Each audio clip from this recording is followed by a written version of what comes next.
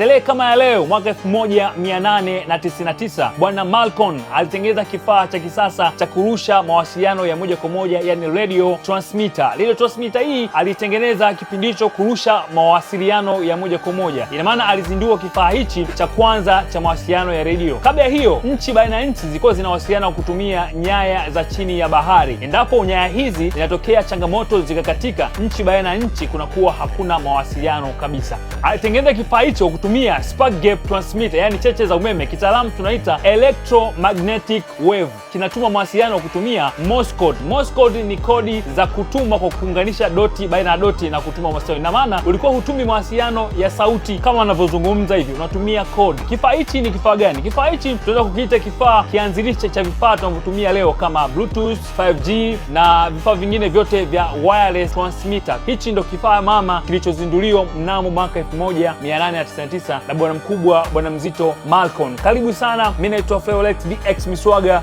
Chao.